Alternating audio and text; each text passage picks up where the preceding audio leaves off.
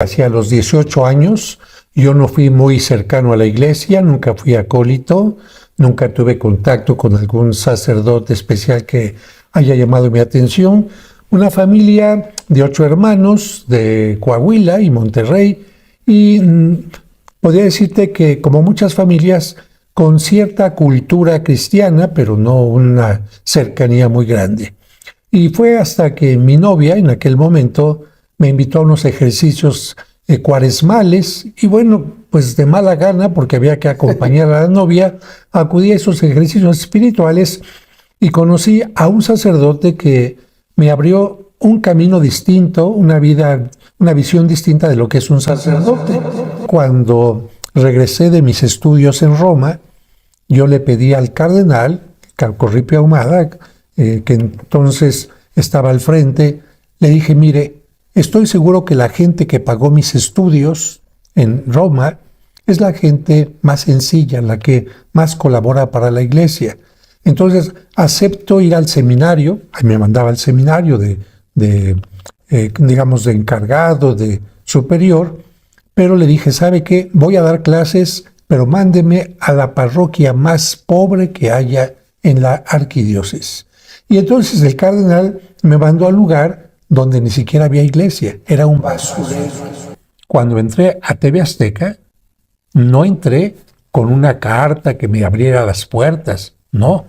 Es cierto, tenía el nombramiento, pero para poder entrar tuve que hacer cola como público y empezar primero en programas como La Academia, y después de público irme contactando así con distintos productores, irme abriendo paso, y con muchas malas caras y mucha gente diciendo: ¿y qué hace aquí un cura? Y lo mismo también en Televisa. No fue nada fácil, no me dejaban que me acercara al talento, como le llaman a los actores, y como mi idea era no solamente responder a las preguntas, sino también, a ver, con los maquillistas, mientras empieza el programa: ¿ya hiciste la primera comunión? ¿Estás casado por la iglesia? Evangelizando a maquillistas, a iluminadores, a camarógrafos, etcétera. De tal manera que, aunque salía a cuadro 2 minutos o 3, yo evangelizaba todo el tiempo anterior, pero no me podía acercar a los actores. Cuando uno le canta a la mamá el 10 de mayo, al papá el 20 de junio, o el Día del Padre, a la novia, es maravilloso. Pero cuando uno le canta a Dios, está poniendo escalones para llegar al cielo. Y cuando uno le canta a Dios en Navidad, como niño, en Cuaresma, cuando está sufriendo por nosotros, en la resurrección, cuando ha resucitado, o en el Adviento, esperando que regrese, ese canto no solamente es un canto, sino habla de una fe, de una esperanza, de una convicción de lo que hacemos. Porque para cantar no solamente hay que tener esto, sino esto y esto.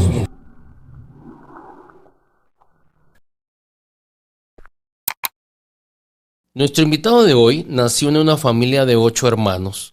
Descubrió su vocación sacerdotal a la edad de 18 años al acudir a unos ejercicios cuaresmales, en donde conoció a un sacerdote que le mostró un camino distinto al que hasta ese momento conocía, motivándolo a ingresar al seminario y ordenándose como sacerdote en el año 1980.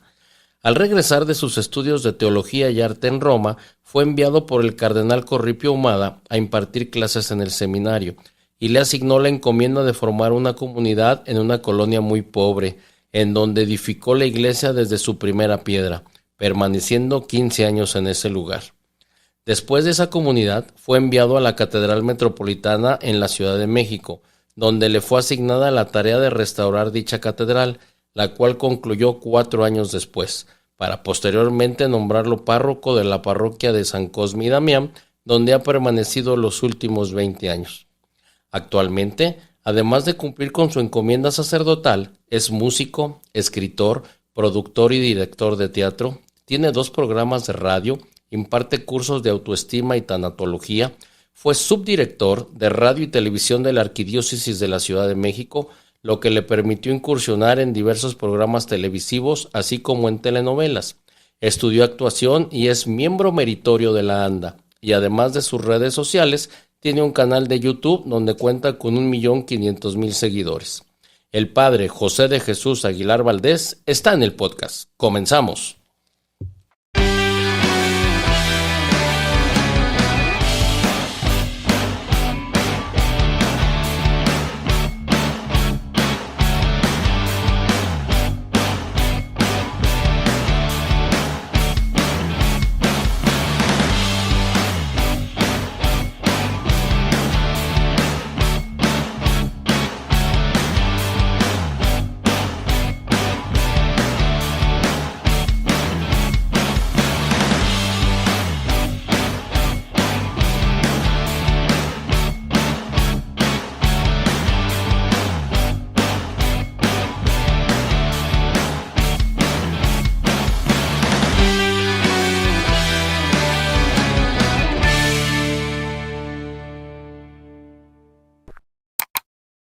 Padre José de Jesús Aguilar, bienvenido al canal. Es un placer estar con usted y le agradezco de antemano el que se haya tomado el tiempo de recibirme. Por el contrario, muchísimas gracias a ti y también un saludo a todos los que siguen tu canal. Recomiéndolo para que otros también sepan de esta entrevista y puedan hacer sus comentarios.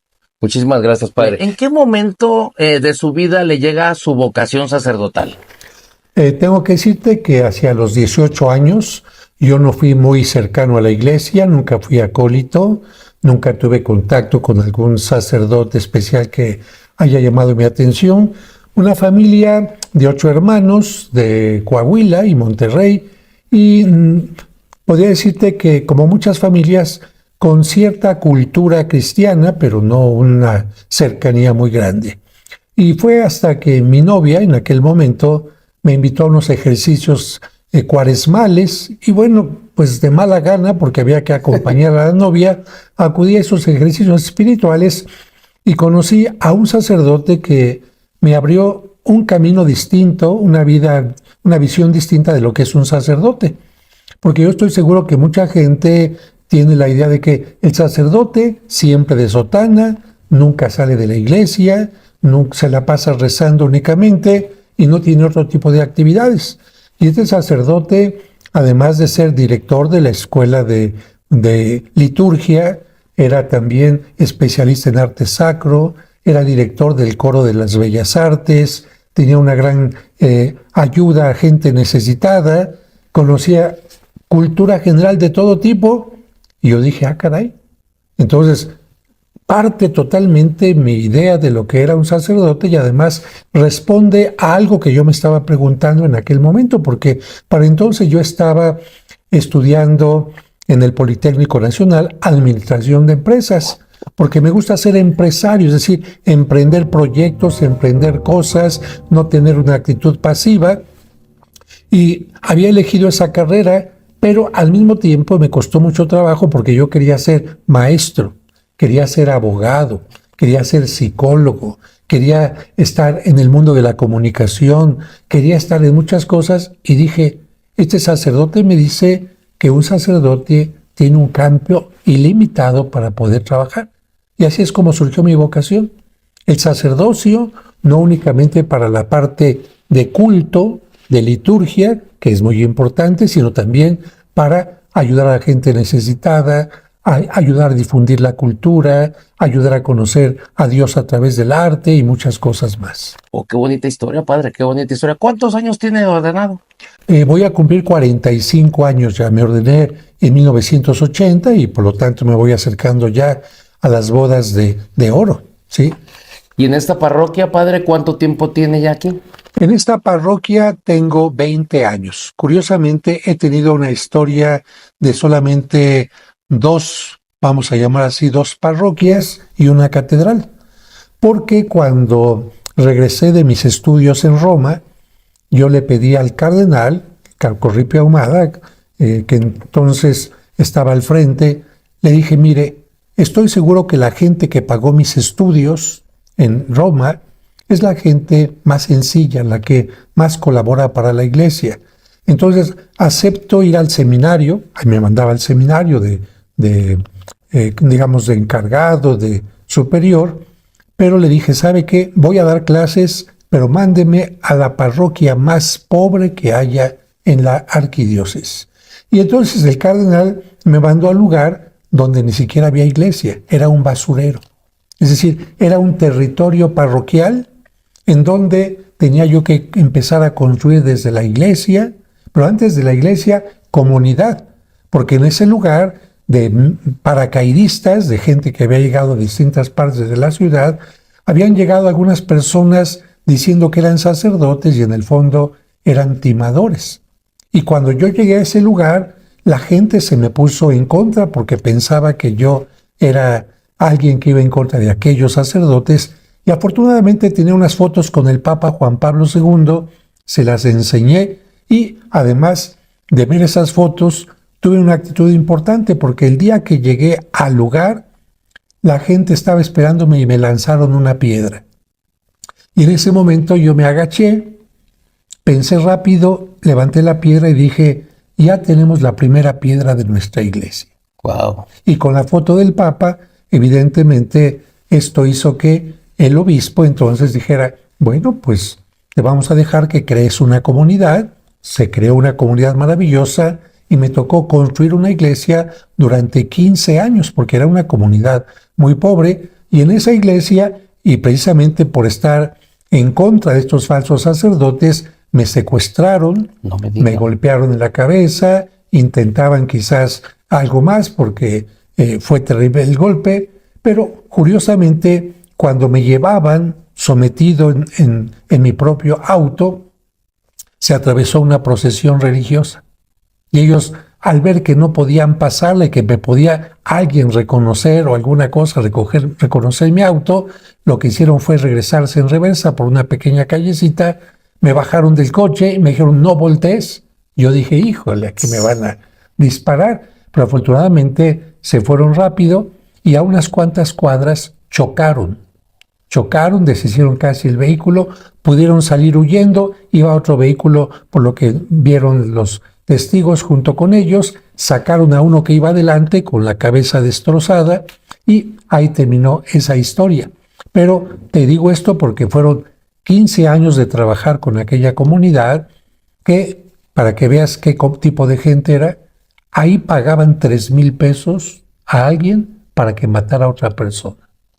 Es un lugar de delincuentes, de mucha droga, etc. Y ahí trabajé con drogadictos y a partir de entonces iba también a trabajar a la cárcel. Durante 7 años estuve trabajando con presos y al mismo tiempo dando clases en el seminario, al mismo tiempo dando clases en museos, al mismo tiempo dando clases de arte en otras áreas, con lo que complementaba estar entre los más pobres y estar entre los más ricos, porque una de mis alumnas fue la hija de Carlos Slim, por ejemplo, ¿no? Entonces estamos hablando de una historia de 15 años en una parroquia. Después de eso, el cardenal Norberto Rivera, sabiendo mi experiencia en arte, me mandó a colaborar en la restauración de la catedral, que en ese momento estaba llena de andamios, con el piso tronado, no entraba nadie porque era muy oscura, había mucho ruido, etcétera. Y entonces 4 años me tocó la etapa de cambiar piso, restaurar el altar de los reyes, poner cédulas museográficas en cada capilla, hacer el inventario, poner el programa de protección civil y muchas cosas más, incluso erradicar a vendedores de droga que había en la catedral. Y después de dejar la catedral impecable, me mandaron a esta parroquia donde llegué y 29 techos empezaron a colapsar, el retablo estaba hecho pedazos, muchas pinturas estaban también llenas de polilla, en fin. Así que han sido 20 años de restaurar esta parroquia hasta que actualmente se encuentra no solamente restaurada, sino con más de 12 obras en bronce, esculturas en bronce, nuevas, pinturas de autores modernos, y esto hace que el arte también sea una llamada de invitación para que la gente se acerque a Dios. Un trabajo muy arduo, padre, mucho trabajo. 20 años se dicen fácil, pero ¿qué hace para mantener a la comunidad fiel? Yo creo que lo más importante es la predicación. De hecho, mucha gente me sigue por la manera en que predico. El hecho de que tenga 1.500.000 seguidores en YouTube, habla de que a la gente le gusta cierto lenguaje. Y yo le digo a muchos compañeros sacerdotes, fíjate, tú estás hablando del mismo tema que yo, pero ¿por qué a ti no te siguen y a mí sí? Es el mismo tema, digamos, tocado de distinta manera, desglosado, hecho a la manera en que la gente lo quiere escuchar, entendible, sin palabras raras, con ejemplos y cosas concretas. Y por supuesto, además, utilizando otras cosas que son importantes. Desde que yo estaba en el campamento 2 de octubre, porque esa fue mi primera parroquia, como los niños eran mi esperanza, porque los jóvenes ya eran drogadictos, eran delincuentes, y los adultos estaban en la cárcel, algunos de ellos, dije, mi esperanza son los niños. Entonces empecé a dar el catecismo y las misas, la predicación de las misas con títeres. Y esa fue una forma en la que la gente respondió muy bien, no solamente los niños, sino los adultos. Me di cuenta que el teatro también era muy importante y desde entonces me ha acompañado la parte teatral. De hecho, soy productor de teatro, soy escritor, tengo una obra en catedral que lleva 14 años en escena, me dieron una medalla en Bellas Artes también por esta escena, he presentado La Pasión de Cristo en el Zócalo en forma abierta con alumnos de la universidad y muchas cosas más, y creo que esta parte que aprendí del sacerdote que te dije al principio ha sido muy importante. Y dentro de estos 20 años aquí y los anteriores he usado también la radio. Tengo 2 programas de radio en donde, fíjate, tengo las historias de los santos tipo radionovela, con voces de actores, música. Tengo la Biblia completa en radionovela. Wow. Imagínate lo que fue hacer el guión de las voces, muchísimo. La producción de la música, etcétera, en forma profesional. Tengo además para incluir la parte espiritual, con lo que la gente quiere que le ayuden en la parte humana, cursos de autoestima, cursos de tanatología. ¿Y por qué? Porque hay gente muy buena, muy cristiana, con muchas ganas de servir, pero con una pésima autoestima, y eso les impide trabajar en grupo, eso les impide arriesgarse porque tienen miedo de lo que son, eso les impide también defender sus derechos, trabajar con dignidad, etcétera. Y también gente que por alguna pérdida, se murió un familiar, etcétera, se enojan con Dios, no quieren regresar a la iglesia pensando, Dios mató a mi madre, Dios permitió que se muriera, etcétera. Entonces, cuando tratas estos asuntos, la gente te siente muy cercana, te siente muy cercano. ¿Por qué? Porque dice, el Padre, además de hablarme de Dios, me está haciendo sentir que realmente Dios está en mi vida. Padre, y todos esos argumentos que ahorita nos da, toda esa historia que me narra, ¿fue la que le permite incursionar incluso al ámbito artístico y televisivo? Bueno, tengo que decirte que sí. Desde los 8 años yo ya estuve trabajando en televisión, en lo que era el antiguo Televicentro, en un programa infantil que se llamaba Wonderlandia. Ahí participaba con mi hermana y otro grupo de niñas y niños bailando. Ahí en lo que esperas la grabación de un programa, porque quienes no saben, y sobre todo en aquel tiempo que no había la forma digital de grabar, eran rollos de película que se tenían que grabar, y si tenías que cortar, había que cortar el rollo y empezar otra vez desde el principio, nada de editar.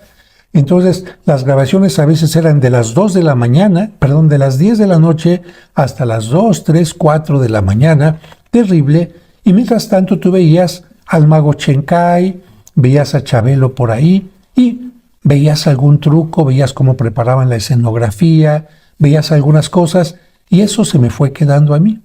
Entonces yo aprendí magia, y de hecho, gracias a la magia pude costear mis estudios en el seminario, porque cuando fui al seminario, mis papás, sabiendo que era un rebelde y que me iba a salir, pensaban ellos, nunca me dieron un sustento para las colegiaturas. Y esa parte la dejé. Me gustó el baile, después estuve con Amalia Hernández, pero esa parte la dejé. En la parte del seminario y estuve en Roma, Puse obras de teatro, puse bailes en el Vaticano también, para las fiestas del 12 de diciembre, pero esta parte de regresar a los medios de comunicación comenzaron cuando estuve en la catedral. ¿Por qué?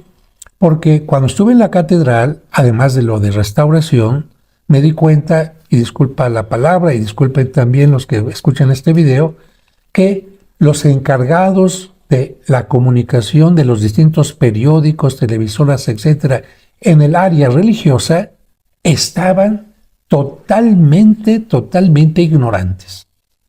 Entonces, claro, ¿cómo iban a publicar en un periódico, un artículo en televisión, etcétera, si no tenían la información de qué es lo que estaba pasando? Por ejemplo, decían, el cardenal en la homilía de hoy estuvo dando quién sabe qué. No, señor, la homilía es el mensaje. Ellos confundían misa con homilía. Y muchas cosas más. Entonces lo que hice, cuando se acercaba el miércoles de ceniza, señores, la ceniza significa esto, la cuaresma es esto, quién sabe qué. Cuando venían las posadas son esto, etcétera, etcétera, etcétera. Era el Año Santo también. Estaba explicando muchas cosas.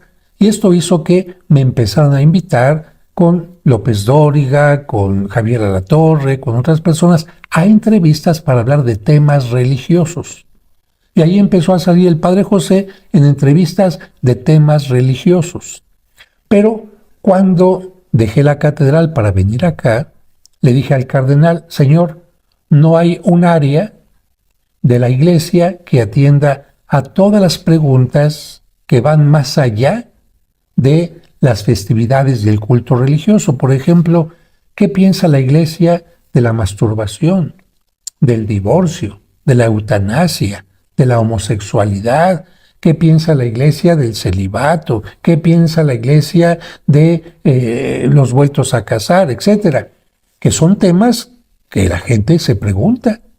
Y entonces le dije, ¿por qué no crea una dirección de radio y televisión que atendamos no solamente los programas de noticias, sino otros programas con estos temas? Y entonces me dijo, está bien, está creada, yo soy el director y tú eres el subdirector. Entonces, con esto me dio luz verde para hablar por primera vez de algo distinto, porque el vocero del arzobispado es el que habla de lo que dice el cardenal, lo que dice el obispo, las actividades de la iglesia, pero nunca responde a estos temas de la Santa Muerte, la Ouija, el espiritismo, que la gente quiere saber. Y entonces, a partir de esto, empecé a entrar en un programa, primero con Alfredo Adame, en aquel entonces, en las mañanas, que era precisamente de preguntas. Y ahí las preguntas que llegaban las iba respondiendo, y esto ocasionó también sorpresa en otros medios. Dijeron, padre, véngase para acá, y otro programa de espectáculos, y otro de espectáculos, y otro de espectáculos, y así fue como fui entrando en el mundo del espectáculo, que no fue nada fácil. Ya lo creo. Y te voy a comentar lo siguiente, cuando entré a TV Azteca, no entré con una carta que me abriera las puertas, no. Es cierto, tenía el nombramiento, pero para poder entrar tuve que hacer cola como público y empezar primero en programas como La Academia y después de público irme contactando así con distintos productores, irme abriendo paso y con muchas malas caras y mucha gente diciendo, ¿y qué hace aquí un cura? Y lo mismo también en Televisa. No fue nada fácil, no me dejaban que me acercara al talento, como le llaman a los actores, y como mi idea era no solamente responder a las preguntas, sino también, a ver, con los maquillistas, mientras empieza el programa, ¿ya hiciste la primera comunión? ¿Estás casado por la iglesia? Evangelizando a maquillistas, a iluminadores, a camarógrafos, etcétera. De tal manera que, aunque salía cuadro 2 minutos o 3, yo evangelizaba todo el tiempo anterior, pero no me podía acercar a los actores. Entonces, yo dije, ¿quién puede entrar en los camerinos, por ejemplo? Puras personas que son actores. Bueno, yo estudié un poquito de niño, pero ¿qué se necesita? Que estés en la ANDA, en la Asociación Nacional de Actores. Ah, muy bien.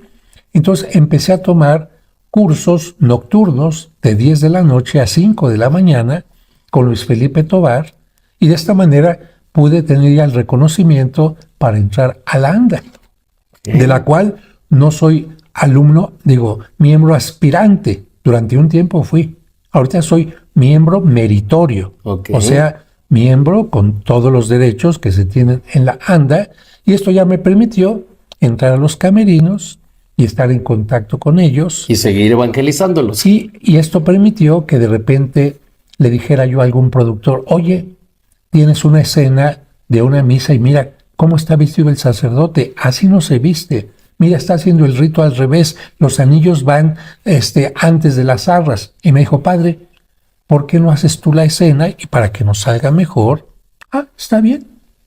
Y curiosamente, a partir de hacer estas escenas, también hice un escrito para que en cualquier novela se respetaran ciertas cosas cuando se hiciera una celebración de una misa.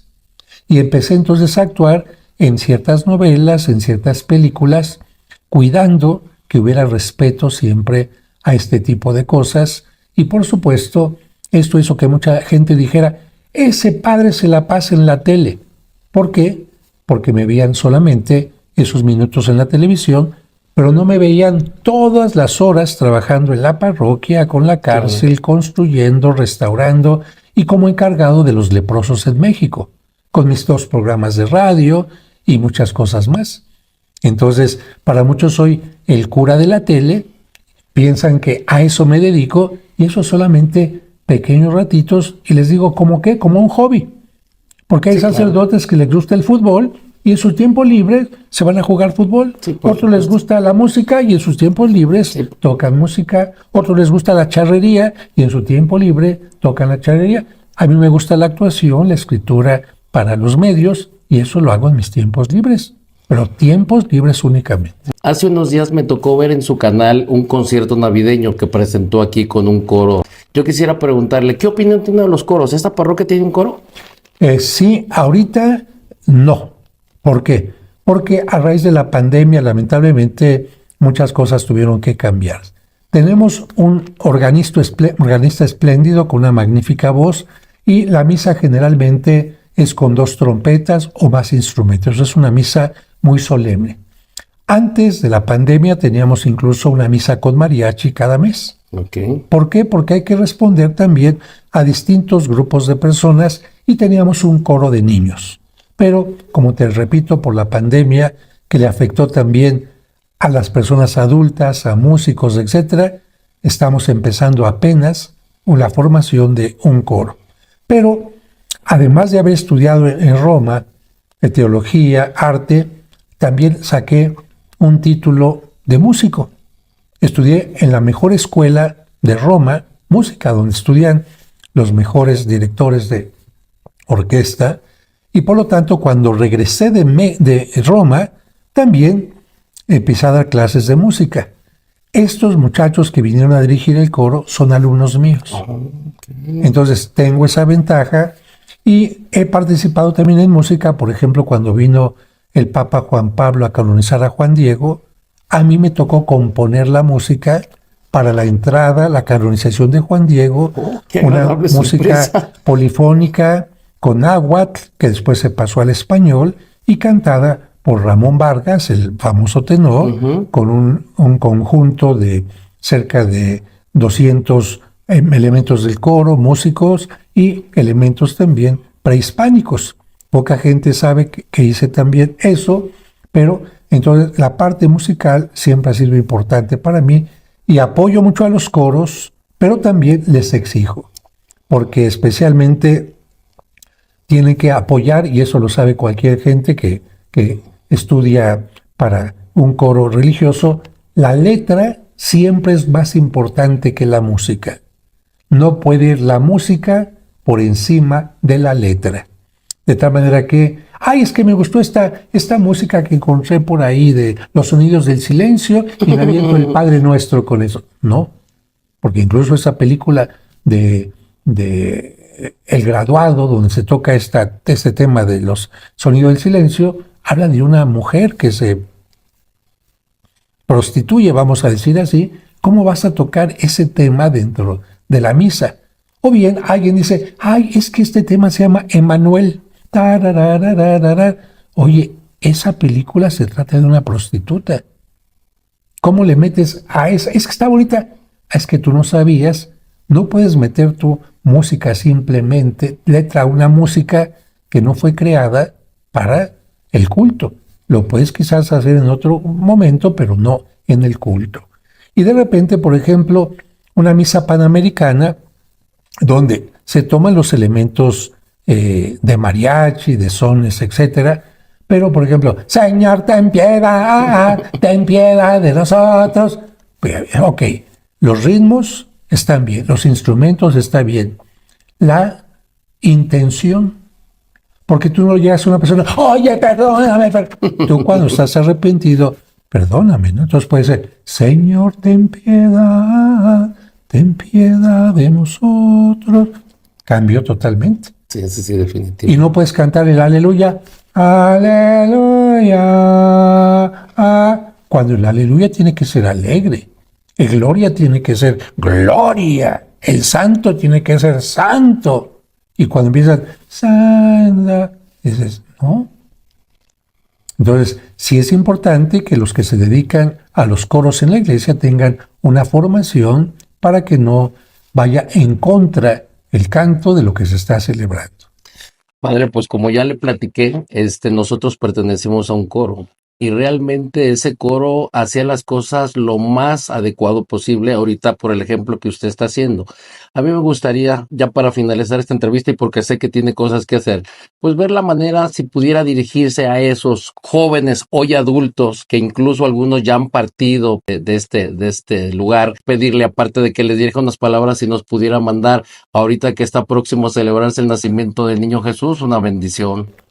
Bueno, pues en primer lugar, muchas gracias por haberse interesado en formar parte de un coro en una iglesia. En segundo lugar, felicitarlos porque hay mucha gente que quisiera cantar y no puede, porque no tiene o el oído para hacerlo, tendrá que prepararse, o porque no tiene la voz adecuada, o porque no sabe trabajar en conjunto, o porque no sabe seguir las órdenes de un director, o porque muchas cosas. Entonces, quien ha participado de un coro se tiene que sentir bendecido. Bendecido por el director, por el sacerdote que les invitó a su comunidad, bendecido por los compañeros, en donde siempre hay roces, pero finalmente, cuando se comparte la vida, es importante agradecer y soportar. Y antes de terminar este saludo, te digo esto de soportar, ¿por qué? Porque cuentan que en la edad del hielo los erizos empezaron a congelarse. Y entonces, para no tener frío, se juntaron unos a otros, ¿y qué pasó? Empezaron a picarse unos con los otros. ¡Ay, ay, ay, ay, ay! Y se separaron. Y volvieron a tener frío. Y volvieron a juntarse. ¡Ay, ay, ay, ay! Y se volvieron a separar. Y entonces el líder les dijo, miren, una de dos. O nos juntamos para mantener el calor y aguantamos nuestros piquetitos de unos a otros, o nos separamos y morimos. Y yo le digo a la gente, esa es la historia real. Para poder convivir con un grupo tienes que aguantar los piquetitos, las molestias de las otras personas. De otra manera te quedas solo. La gente que se queda sola, pues es por eso, porque no tiene tolerancia. Entonces, ustedes han tenido tolerancia hacia su director, hacia el sacerdote, hacia los compañeros, hacia ustedes mismos, y esto es algo maravilloso. Siguiente punto. Cuando uno le canta a la mamá el 10 de mayo, al papá el 20 de junio, o el Día del Padre, a la novia, es maravilloso. Pero cuando uno le canta a Dios, está poniendo escalones para llegar al cielo. Y cuando uno le canta a Dios en Navidad, como niño, en Cuaresma, cuando está sufriendo por nosotros, en la resurrección, cuando ha resucitado, o en el Adviento esperando que regrese, ese canto no solamente es un canto, sino habla de una fe, de una esperanza, de una convicción de lo que hacemos. Porque para cantar no solamente hay que tener esto, sino esto y esto unidos. Así que yo les agradezco a ustedes esto que han tenido. Finalmente, para terminarlo, les digo que han tenido una ventaja. ¿Qué ventaja? Que en Guadalajara no se hace lo que se quiere, ¿eh? En Guadalajara han tenido obispos, arzobispos que, cuidadito, han tenido escuelas de música que les han enseñado lo más importante, tradiciones, padres de familia que les han dicho, por aquí es el camino. Y en ese sentido tienen una ventaja. Guadalajara es una sociedad de valores, es una iglesia de valores, una iglesia de compromiso con superiores, sacerdotes, obispos, con compromiso de guiar a su pueblo y por supuesto la protección maravillosa de la Santísima Virgen María, que siempre está presente en Zapopan o en la cercanía a San Juan de los Lagos, en Jalpa y muchos lugares más, ¿no? Así es. Así que yo les deseo esto y a ustedes que seguramente muchos ya están casados, a ustedes, a sus familias, a sus hijos y a sus antepasados, porque siempre tenemos que pedir por nuestros antepasados una feliz Navidad aquí en la tierra, para que le estamos en la tierra, y una Navidad eterna, cercana a ese Cristo que nació y que ya es adulto en la eternidad, para todos nuestros difuntos. Y a ti, pues muchos deseos, felicitaciones para que continúes con tu canal. Muchísimas gracias, padre. Gracias por su tiempo y gracias por su aportación. Muchísimas gracias. Hasta luego. Gracias.